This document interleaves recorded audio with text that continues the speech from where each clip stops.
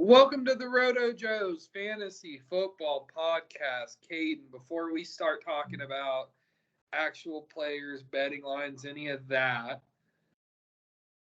for a lot of leagues, this is the trade deadline. Now, if you're in a dynasty league and the trade deadline is before the playoffs, you play in that shitty league. But some people will have that, some people won't. Guide me through how you decide how to buy and sell, whether it be on the redraft level or the dynasty level, and maybe how those dynamics interchange, how they separate, how do we think about buying and selling, especially this week in dynasty and redraft leagues? Really, I think you got to break it off into your team really falls within one of three tiers. You're either well above the rest, you're pushing for a playoff spot, or you're absolutely fucked. And the thing about redraft, trade deadline, if you're absolutely fucked, you can just, pass, move on, start over for the next year. Most dynasty leagues don't have a trade deadline, and if yours does, it's stupid. You should be able to, deal someone in the middle of summer if you want to. So, for me, a lot of it goes into where's my team at and what do I need to do to get more progressive. So right now, the kind of guys you should be looking at if you're at that point, I've got a lot of teams that are kind of on that edge. I'm either going to, I'm not a lock for the playoffs, but I'm also not in the bottom three or anything. So that's kind of where I have a lot of teams right now. So those are the teams that I feel like should be the most active. Be out there trying to buy low on somebody that might have a turnaround breakout playoff schedule. Sell high on somebody that you just see a ticking time bomb on. Those are the kind of things that factor in for me. It's all about getting the most value of whatever you're doing. Yeah, you hit the nail on the head in terms of figure out if you're contending, pretending, or wanting to be a contender. Those would kind of be the three brackets. In redraft, you just kind of there's no way to get an edge because you're tanking instead of contending in redraft. Right. There's ways to do that on a micro level. If you're in a loser's bracket and you want the first pick, like there's ways to go about starting people differently, but that's not really something you should be thinking about week 11 of the NFL season. Yeah, hopefully you're not that. Pretty out of contention in week 11. Damn. That's rough. So, in redraft, it's harder. You just kind of got to throw shit at the wall and see what sticks. League mates are going to matter a lot. How much they trust you is going to matter a lot. How much they feel like you're giving them a good deal versus a bad deal versus there's a lot that goes into it. Dynasty, though, I would definitely, if you're in a dynasty league right now and you feel like you can win, go see what the other contenders have pick-wise. Say they've all given up their first-round pick in 2023 and you haven't and you want to make a move, just go send in your group chat. Hey, I have a 23 first. I'm trying to move up. See what happens. We had a league. In our dynasty league, it was Ezekiel Elliott.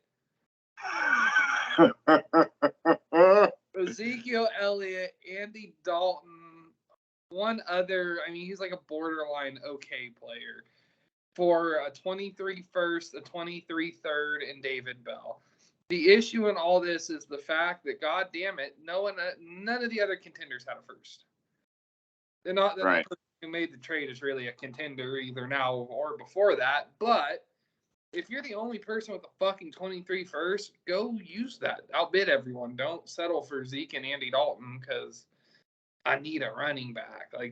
That's not good strategy. But I don't like that trade, first of all. That made me vomit in my mouth when I saw it. But I really like Dynasty because of the fact of how complex it gets when you start talking about trades.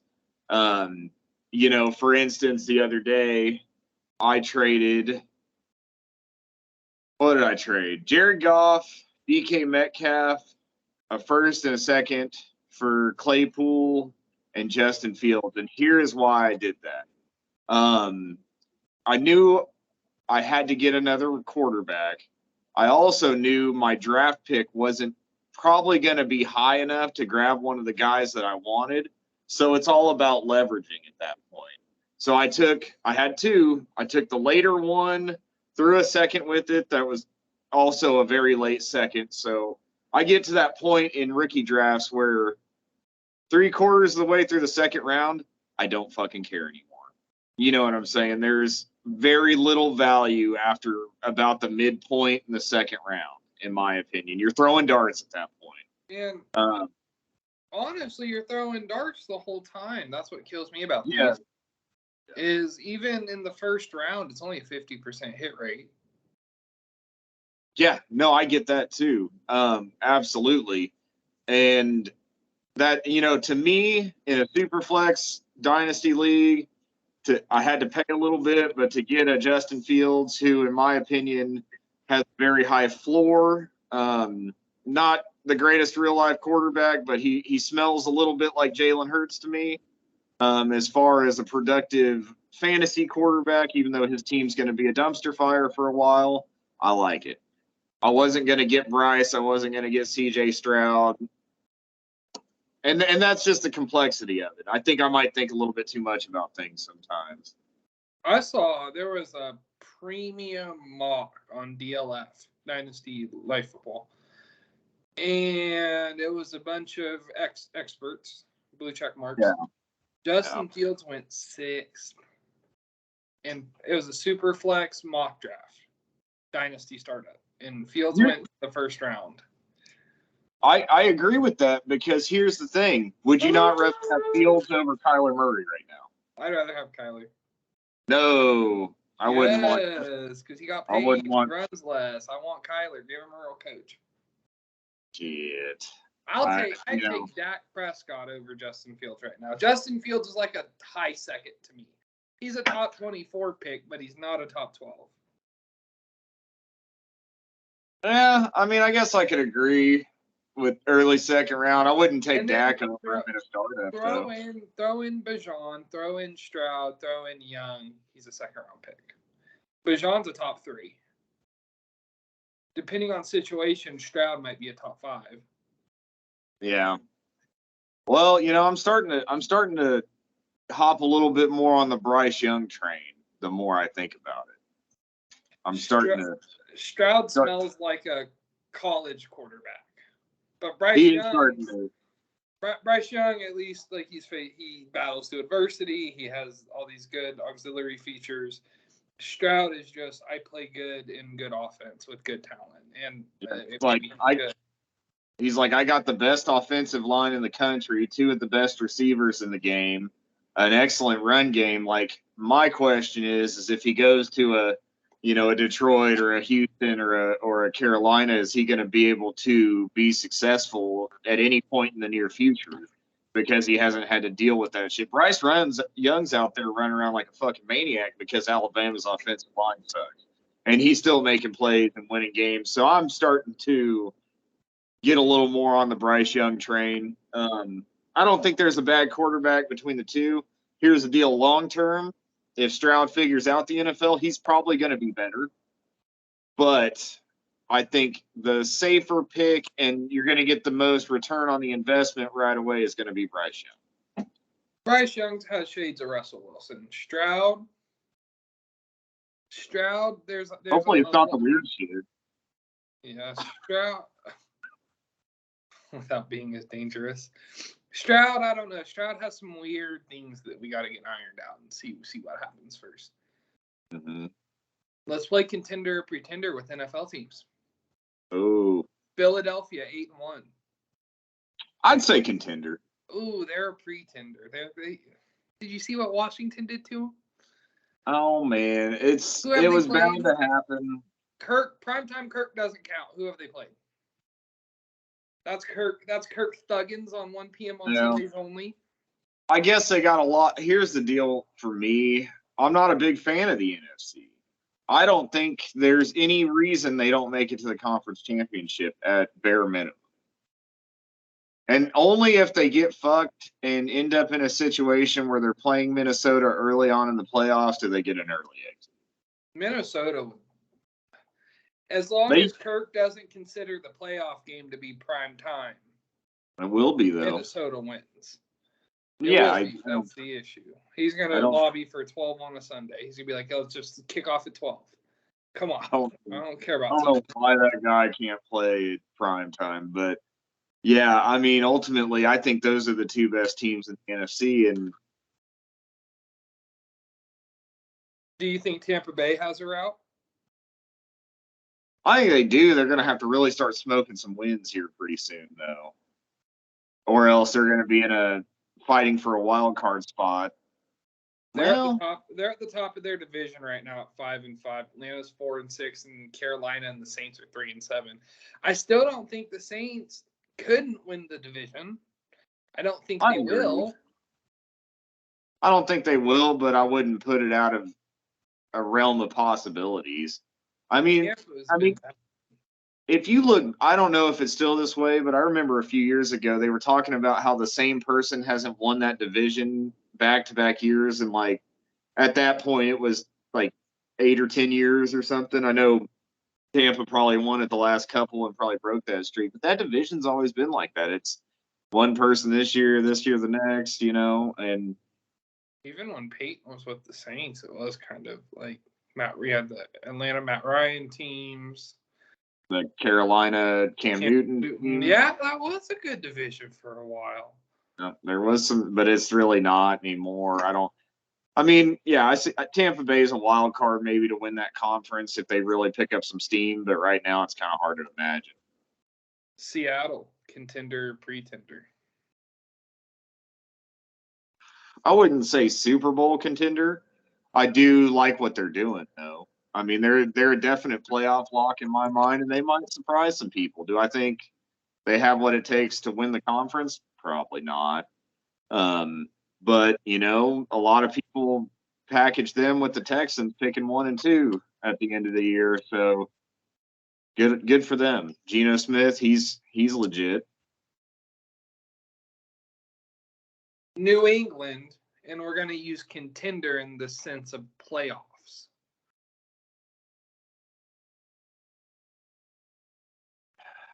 What's their record right now? 5-4, and they have games coming up against, we'll play the Jets, the Vikings, the Bills twice, the Cardinals, the Raiders, the Bengals, and the Dolphins. I'm going to say no. It didn't get any better. I hope they got better. It got no better. Bill Belichick's weird enough. They'll probably win 3 of those. I was going to say, we'll beat the Jets. Give me at least the points against the Vikings on Thanksgiving. Give me a win against the Cardinals, a win against the Raiders, and then we'll beat one of the Bengals or the Dolphins. So that's 4 wins. 9. It could happen. It could happen, but they would be the worst team in the playoffs, I guarantee you. Oh, we're terrible. I hate Mac Jones is fucking bad. Matt Patricia's bad. We're just bad. You got many years of that left, so. Tennessee at 7-3. I'm going to go contender. They're going to win that division. I'm not the biggest fan of the game that they play, but it works, and I think it just frustrates me because I'm not a football coach. I'm just a guy that likes to watch football, but can tell you 70 to 80% of the time, Derrick Henry gonna run that fucking ball. Why can no one else figure this out? Why? He's continued to run that ball. He throws the ball now. I saw that shit. Well, and that was a great play. I have to say that was a great play because you could see the linebackers come up, and as soon as he did, he just shitty little dump off pass, but he fucking dinged it. That was a Derrick Henry option play, and I ain't never seen nothing like it, but I liked it. And you can do that kind of shit when it takes 5 fucking people to tackle. I'm not too sure if someone wasn't grabbing him if he couldn't have still gotten that off. Oh, yeah. That's a big boy, man. God damn it. Last team, my favorite in the NFC, my Super Bowl favorite, San Francisco. Oh, they're definitely. I think they're always contenders. So what happens if Garoppolo wins a Super Bowl? We've talked about this, and I think it causes a big divide because Garoppolo plays the kind of ball that Shanahan likes. Doesn't win games, he doesn't lose games. Shanahan's all about that run game, that trickery, that bullshit.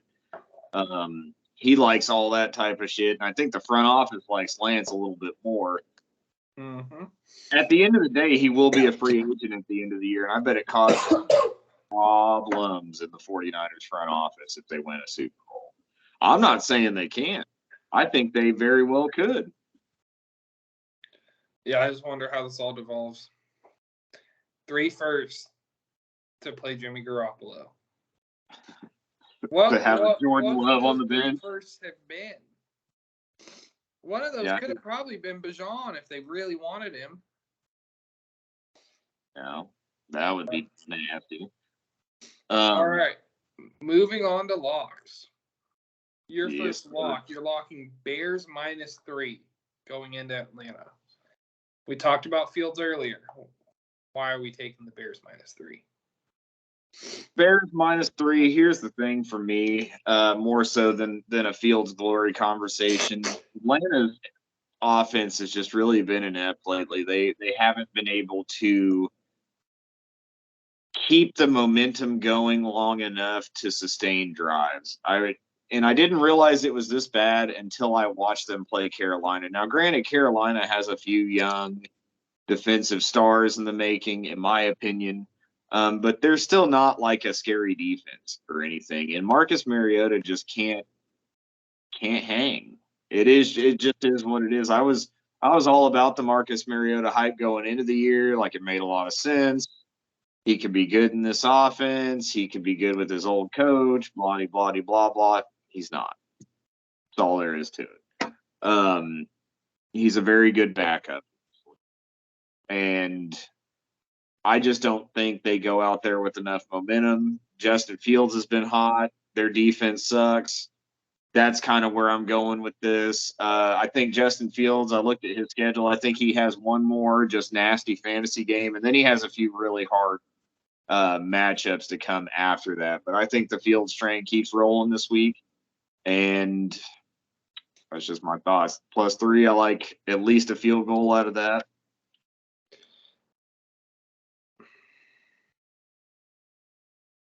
I said that wrong, huh? I said -3, not +3. That makes where I'm going with this a lot easier. I agree with the Bears +3. I was really debating that -3. I really didn't know. I like that. They lost by 3 against the Dolphins 2 weeks ago, lost by 1 against the Lions last week.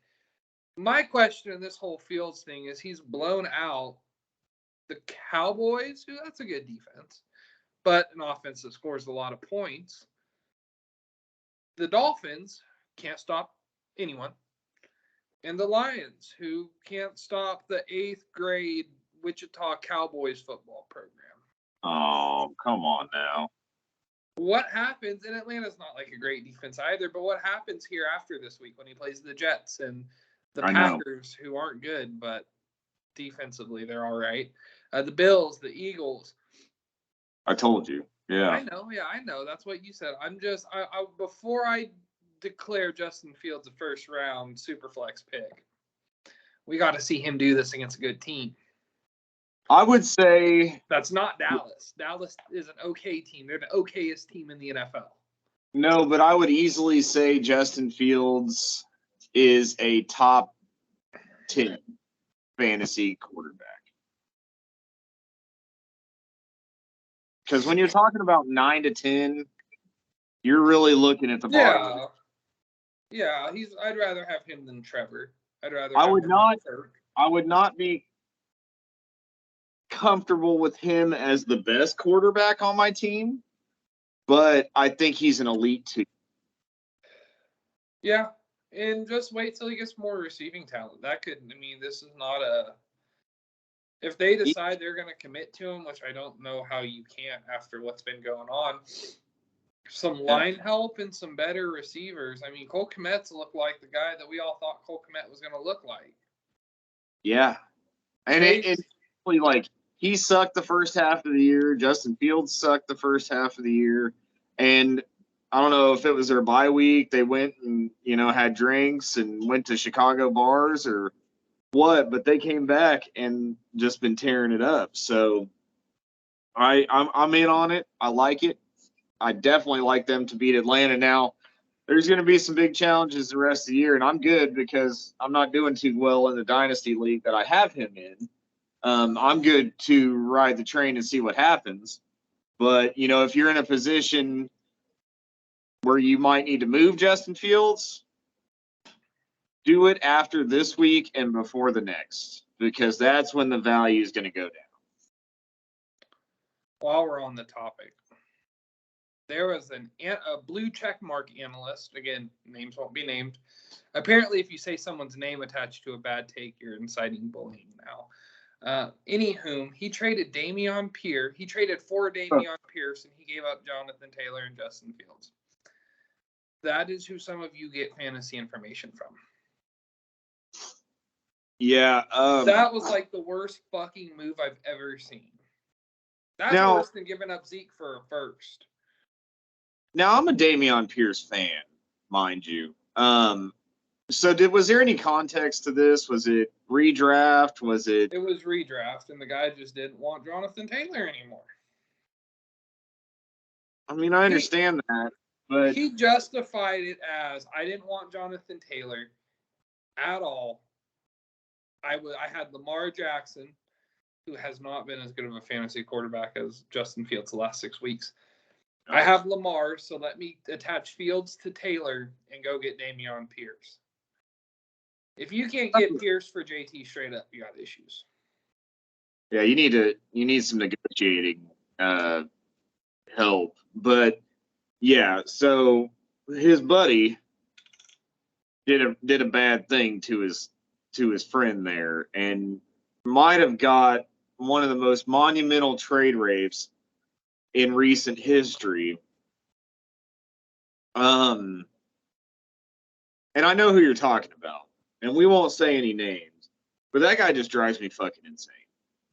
I don't know what it is about him. Nice kid, I think.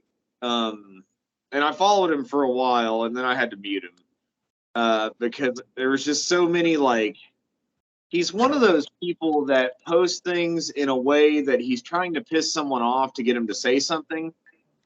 You know what I'm saying? He's got those very, like, poke the bear type of takes, and it wasn't jiving for me. But I did see a lot of screenshots of this person and this trade. That's definitely not something I'd run to Twitter and brag about if I did it. You know what I'm saying? I've been on the losing side of a couple trades this year that I definitely didn't go post to Twitter. Trades that sounded good at the time and just ended up not being good. Here's the deal, guys. It happens to all of us. I've not won every trade I've ever done. Now, I will say I probably win more of them than I lose, but I've taken the L quite a few times. Yeah, I've never made one as bad as that. But I did get a second-round pick for Deontay Foreman in a dynasty league. So terrible. That guy, he's an RB2 and plus matchups. Like, he's not even an RB1 in a plus matchup. But he will bust 30 on somebody every now and then. And I traded him right after he busted 30. All right, my first lock. New England money line taking on the Jets. We've already beat the Jets once this year. When's the last time you think the Jets beat New England? Oh, fuck. Don't tell me. Give me a second. I'm going to guess Fitzpatrick and Brandon Marshall time period. What was that?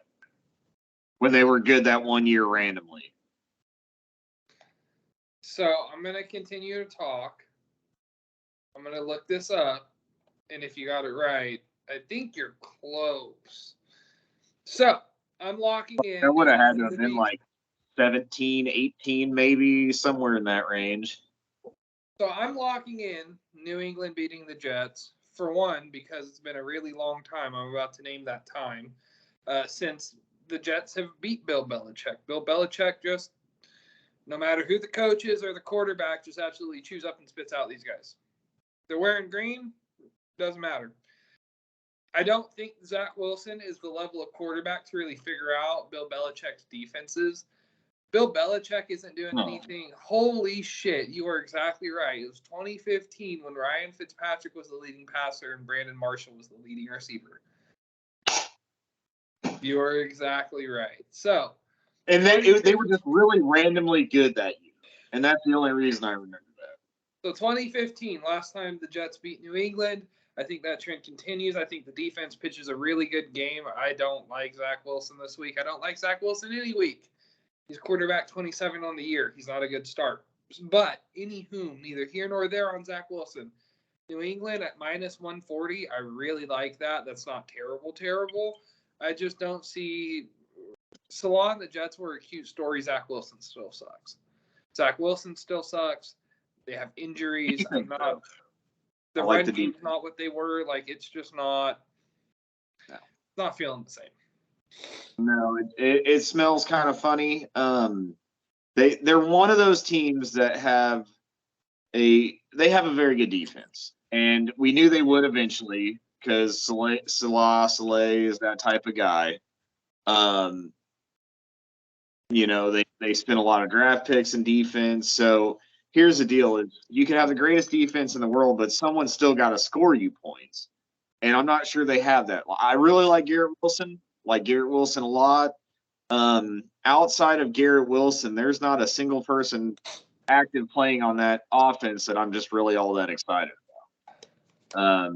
I don't think Zach Wilson's it. He's kind of giving me Joe Flacco's my daddy type of vibes. I think Joe Flacco would be a better starting quarterback. But they got the capital in Wilson, I understand why you can't do it. Sure, whatever. But Bill Belichick, if he was coaching that team, Joe Flacco would be the starting quarterback. Zach Wilson wouldn't even made it out of the quarterback room. No. I would. If I played a better game than Zach Wilson, I would be the starting quarterback. If Bill Belichick was it, he wouldn't give a shit if I was the water boy. If he saw me fucking throw a dinger off the sideline, he'd be like, go get some pads. As it should be at this level. All right, your next last lock. Chiefs versus Chargers going under 52.5 points. I think that for me is just I'm not sold on the Chargers offense. Now, if it does go over 52, I bet you 40-something of that's the Chiefs, and it's just because they fucking hang it on them. Chiefs offense has really picked up, really started looking good, but they're also out 2 receivers this week. McCole Hardman goes to IR. Juju Smith, he's got like a concussion or something. And so they're down a couple weapons. So, Kadarius Toney, this might be a big boom week for him. Everybody wants to jump on that hype train, but I think it's going to be a nasty Kelsey week, personally. I think he might fuck around and fall in the end zone 3 to 5 times. Yeah, so for me, it's just the under. I think the Chargers should have to face criminal charges for what they've done to Justin Herbert. I was really big on Herbert, but he broke my heart this year. Not really even his fault. He's out there, with receivers that aren't really doing it. No Keenan Allen all year. This is his first real game in a long time. This week, yep. Mike Williams has been hurt. Mike Williams is still Mike Williams. Gerald Everett's like a good secondary piece, but he's not who I want as my main receiving option. Eckler's been Eckler. That's been normal. Joe Lombardi sucks. Oh, fuck me, he sucks. This isn't 2019 Drew Brees. That's how he's calling the games. It's not 2019 Drew. We can air it out. Like it's unfortunate. It should be so much more of a fun team. And I was very big on this team, with all they have, prior to injuries and all that, one of the nastiest rosters in the NFL. And I was really certain that they were going to cause some, make some noise in that division and that conference. And they might get a wild card spot. Name this receiver. I'm just going to list off his weekly fantasy finishes over the last 7 weeks. Wide receiver 97, wide receiver 8, wide receiver 54, wide receiver 13, wide receiver 9, wide receiver 65, and wide receiver 7. That's Easy fucking one. annoying. That should be easy. I have no idea. We just talked about him. It's Mike Williams. Who else is going to be the wide receiver 13 or the wide receiver 100? Well, I didn't think it'd be him because he was hurt. So that's no Keenan Allen. Pretty much every week, but week 1, I don't get it with him. I don't get it. He's an enigma forever. All right, last lock. I have the Bears going up against the Falcons. This game's going to go over 50.5 points. We already talked about the matchup. Bad Atlanta defense, bad Bears defense, better than expected Atlanta offense, maybe electric Chicago offense. Hopefully we see a lot of points. I feel like this is brewing to be like a 30-30 game. I'll probably go check out alternate over-unders and see if I can't get like a 55, 60, and plus totals or plus odds. But yeah, I like this going over 50. Both defenses are in the bottom 12 in scoring. Both offenses are decent. That's enough. yeah, I mean, it's when two shitty defenses really get together. That's when you watch the best games. Like Chicago Detroit last week was a good ass game. It was back and forth. Came down to the wire. Detroit fucked around, came back and won it. I love to see Dan Campbell win some football. I like it. He's an easy guy to root for. But the Bears were never out of that one. I think they led that one most of the game, and I think it just goes to a young team. They don't really. I don't think that coach is really, the greatest thing on earth. Undisciplined type of football is kind of what it seemed like to me.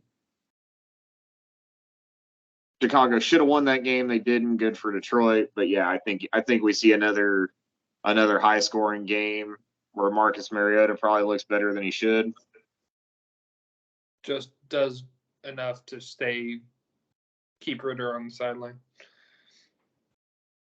All right. Loves and hates. Your first love, Terry McLaurin, going up against Houston.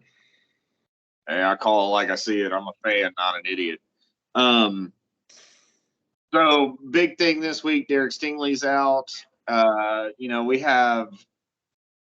We have a lot of holes on the defensive side, and I think that Terry McLaurin, he's due for a big game.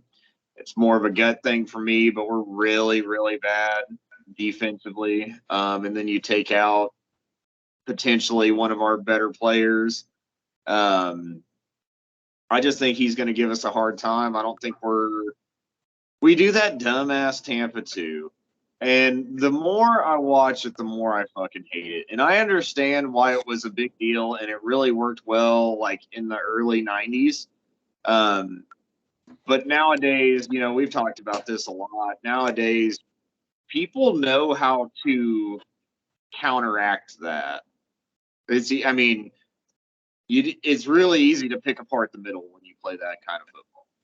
And every single week it happens to us, and we change nothing. And I like Lovie Smith, but I think he is just almost so far removed that he's not realizing something isn't working. You know what I'm saying? Like, he's not a bad coach.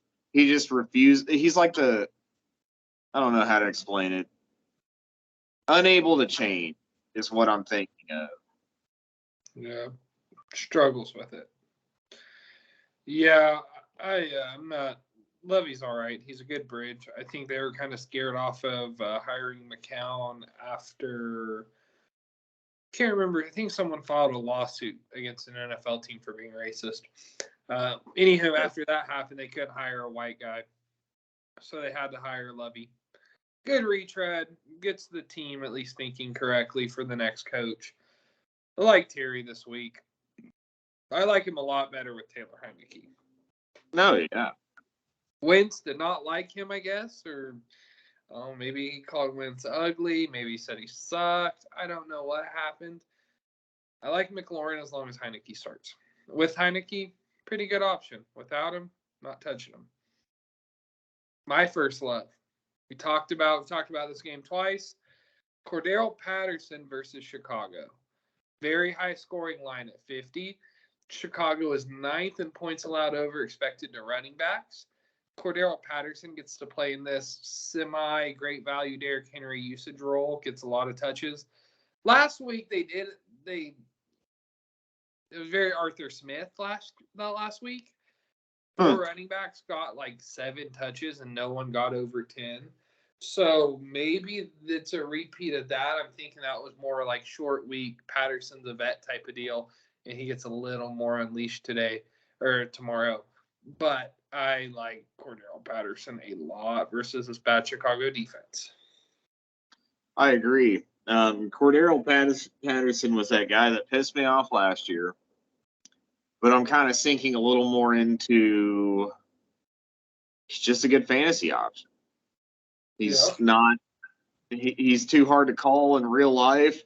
But I really like him in fantasy for whatever reason. I think you got a lot of things to like about a guy that can run, catch, and scores a lot of touchdowns. I mean, he's like a bottom shelf Eckler. Yeah. That makes sense. And he's definitely the best fantasy option on that team every single week. So, yeah, I'm big on him this week. Poor defense. And he's really – I would hate to see that offense without him. It would be bad. Like, really. It was bad when that happened. When he was hurt this year, it was bad. Struggled to move the ball, no weapons. Well, they actually have 2 weapons. No quarterback. They refuse to use those weapons. Hey, do you remember when Kyle Pitts was getting drafted in the 3rd round to redraft leagues? I do, and fucking A. They should also face charges for what they're not doing with Kyle Pitts. Jesus, man, you think about what if Bill Belichick had Kyle Pitts? That motherfucker would be doing all types of shit. Do you think that at what point of him not producing do we decide that Kyle Pitts is a bust? Does it take 5 years, 10 years? Does he just get an automatic pass? I just think to be James Cook. I think he's got to get at least a year or 2 with a different quarterback. You know what I'm saying? You had shitty Marcus Mariota and you had Matt Ryan way past his prime. I don't think he's had an ample opportunity just yet. I'm not sold on the Arthur Smith offense. A lot of factors go in there, but, he was a guy that I would, rather give up my oldest child instead of trade. But now I might listen to him. Yeah, it's at least a little bit frustrating. Not frustrating. It's a little bit. It can get to the point where it's a little bit worrying that he hasn't produced. And it's not there yet. But if we get like another year, what if Mariota wins another year of the starting job? I think his value just really, really plummets. Hopefully after this year, he's definitely not in the conversation of like Kittle, Kelsey, Andrews, all those guys. He's kind of like down around like I'd rather have Hawkinson. I'd rather have quite a few tight ends I'd rather have. I think he kind of falls into that 3rd tier. But in Dynasty, there's a reason to hang on. There's a reason to hold out hope because he is ultra athletic. He's kind of like a rare breed of tight end. I think hopefully this is just a sophomore slump, but it would still cost I have him in Dynasty, and it would still cost a lot to get him from me. But the price is going to definitely be slightly lower than going into the season. I can say that. Your next love, Dalvin Cook versus Dallas. The reason I like this one is as good of a defense as Dallas is, I think they still allow 4.5 yards a carry. I still think they're bottom 4 rush defense. For whatever reason, running backs just have a field day here. And here's the deal. I don't think Kirk Cousins is going to go out there and pick that secondary apart because they do have a decent secondary. I think he's going to face a lot of pressure. I think he's going to get bullied by these corners, and I think it's going to be a big run game for them. I think this is the most excited for Dalvin Cook I've been in a long time. But I definitely think he goes out there and has a hell of a week because Dallas just can't defend the run. I like Dalvin too. I think coming into the year, I was a little higher on Dalvin than you were, which is okay. Dalvin's RB1 still. I think I'm trying to check as we talk. Anyways, I do like him going up against Dallas. Dallas's defense is weird because it's good against bad teams, but not very good against good teams.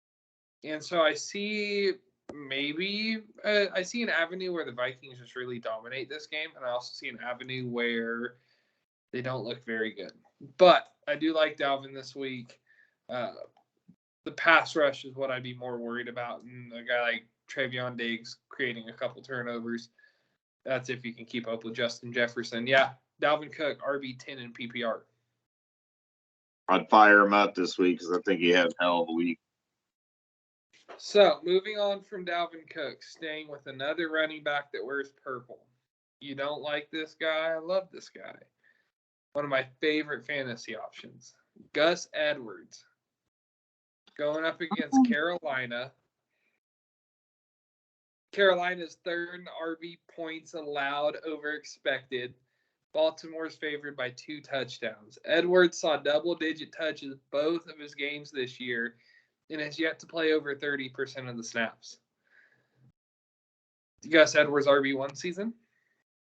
I don't know about that. I do think he has a good week this week, though. I think here's the thing that just terrifies me about playing a Ravens running back. You never know if it's going to be a Lamar week. You never fucking know. And I'm not saying Gus Edwards isn't a good running back. I'm just saying I don't really like the situation because Lamar Jackson can also run for 150 yards. He's, and Gus Edwards is kind of falling into that David Montgomery type of thing. Is like, is he going to be good this week? I mean, does he have the potential to be good every week? Absolutely. But is it going to be his week? We don't know. I think he's at least an RB2 until Dobbins comes back. Assuming he's healthy. What the hell happened to Dobbins? Did he get fucked up again? I forgot. His knee again. He has the same injury that Javonte has. And, I'm an injury guy, so I love Javonte, but I had to cut bait with him now. If I want him, I can trade for him later. I don't know, man. Yeah, Gus Edwards, though. Good spot play this week.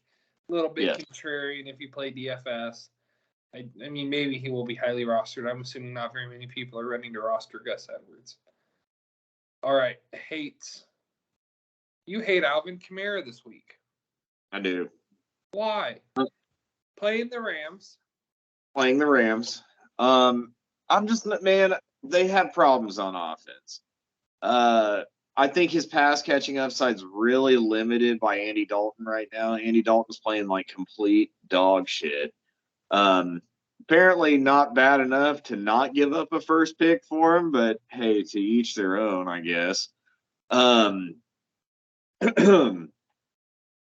and I think his rushing upside is going to be capped this week because, as bad as Los Angeles has been, they still have a top 5, top 8 run defense. I can't remember the exact number, but they're still good against the run. I think he's really limited on both sides of the ball this week. And you look at New Orleans offense and you're like, that's probably the guy we need to cover.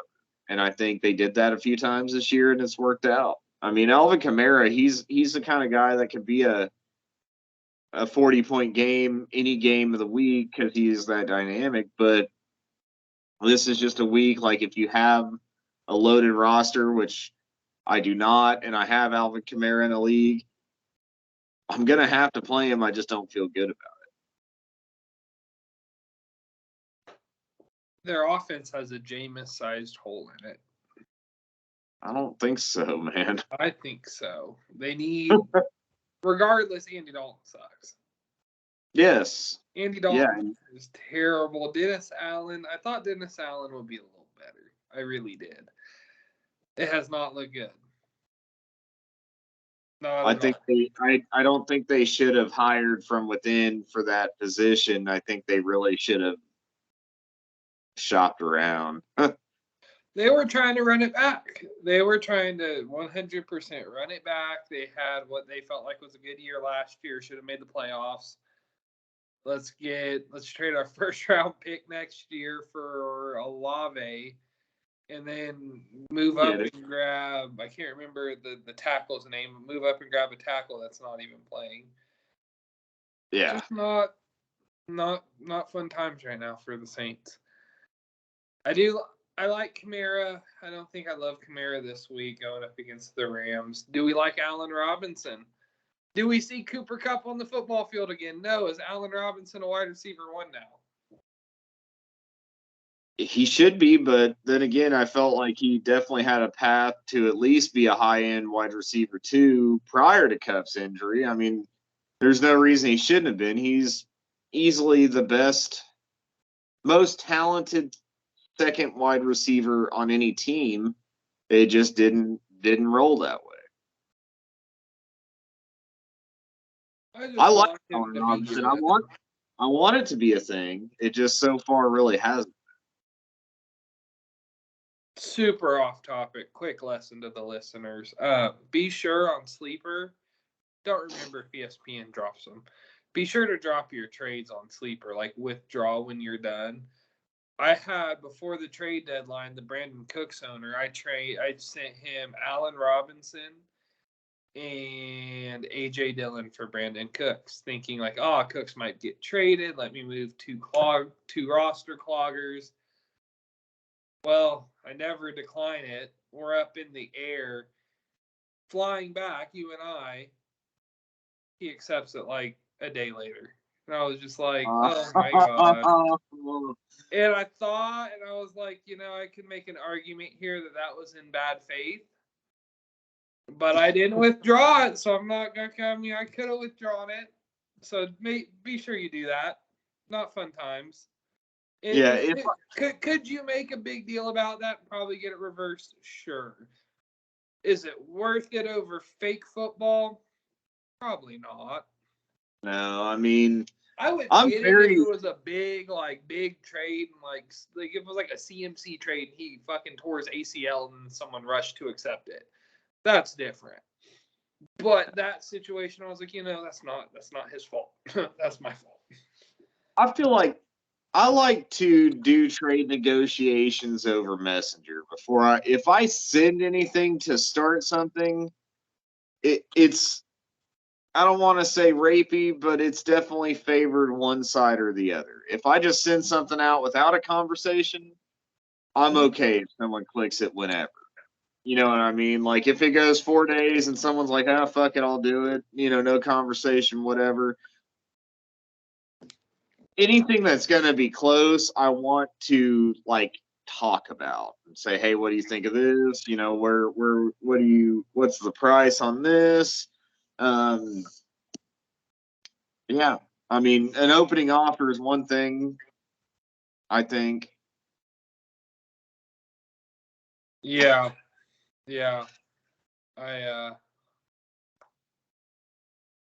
I'm just mad I don't have Allen Robinson on that roster anymore, honestly.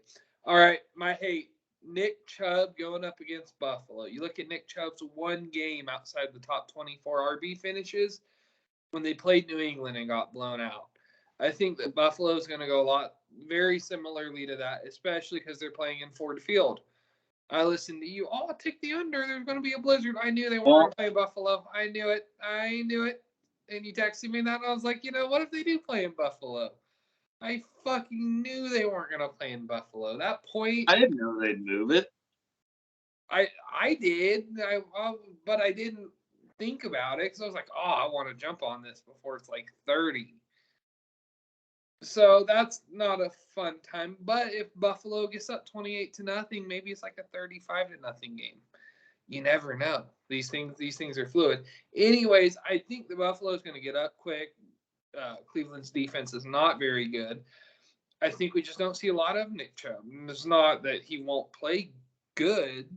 I just don't, if they get down 3-4 scores, we're just not going to see him as much. Yeah, he's not a pass catching threat. So, yeah, I mean, I still think I'm not certain Josh Allen's 100%. Everybody says he is, but if you watch that last Buffalo game, he sure the hell didn't look like it. I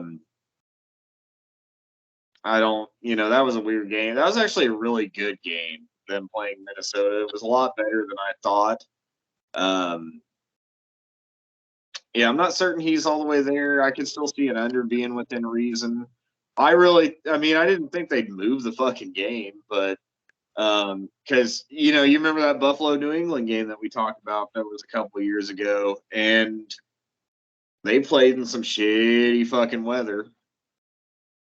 And how much better is Detroit going to be versus Buffalo? I mean, sure, it'll be better, but I bet it's still fucking snowing. Well, they're in a dome, so it doesn't bother them. Oh, okay. Yeah. And then I thought, I did see something where the new Buffalo Stadium's not going to be a dome. And everyone's like, why? Why would you do that? Yeah, how do we feel about dome versus no dome?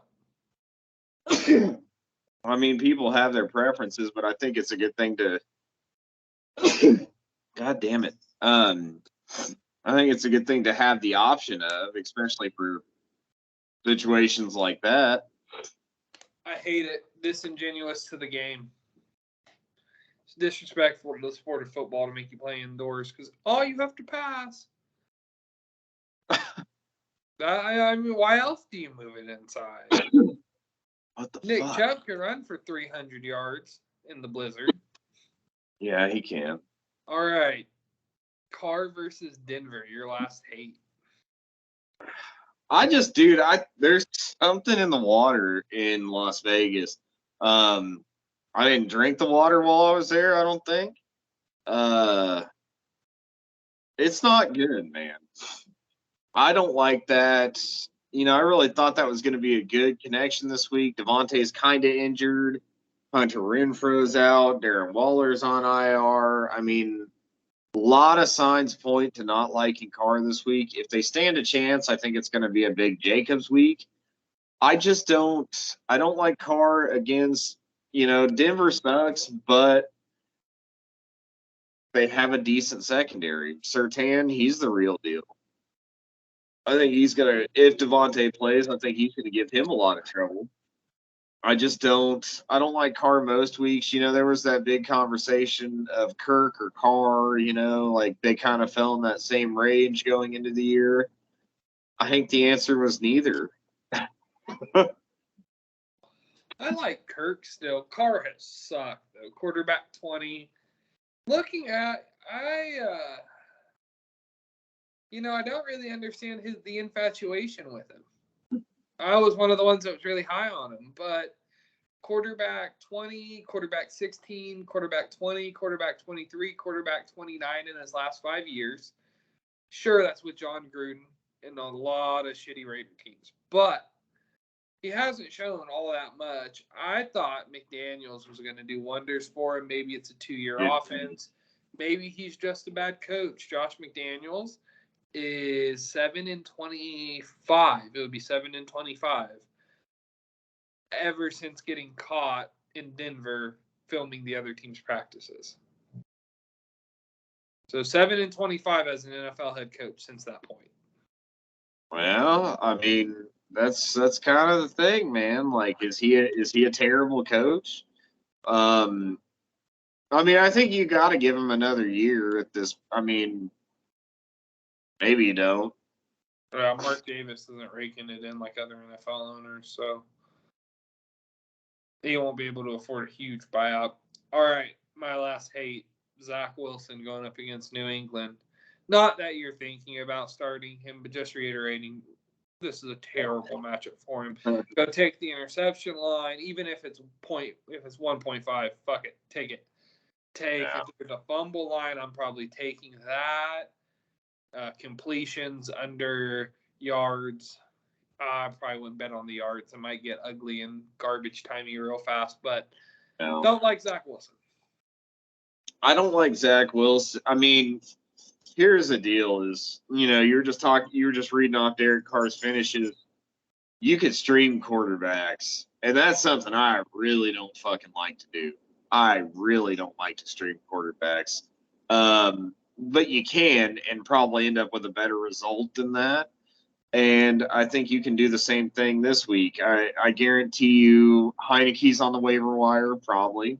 I would rather start Heineke this week. I guarantee. I was going to say Davis Mills, but I think he could still probably do better than that. A lot of leagues, I think Daniel Jones is on the waiver wire. He should be probably, but I like him this week better than that. Yeah, I'm definitely not in on Zach Wilson at all in any format, pretty much ever. Will Daniel Jones start another game with the Giants after this year? Here's the thing. I hope not. It's all going to depend on the offseason, where they end up in the draft, what they do in the draft. He's still under contract, I'm sure, but I don't think he is deserving of a new deal. I think they could find a lot better, and I think they should explore options. I mean, say I like to keep going back to this one, but Lamar Jackson is a free agent after this year. Yeah. Well, this is Jones' 4th year on his rookie deal. Did they pick up the 5th? I don't think so. So he's a free. I would let him walk personally. They're always going to be capped by what he's capable of doing. I don't think he is a real NFL quarterback. He's the kind of guy I would like to see him transition to like tight end or, something like that. Like, I think he'd be a nasty fucking tight end or, tight end with some run options in there. Oh yeah, dude. Like that'd be some nice work, but I don't think he is a franchise quarterback at all.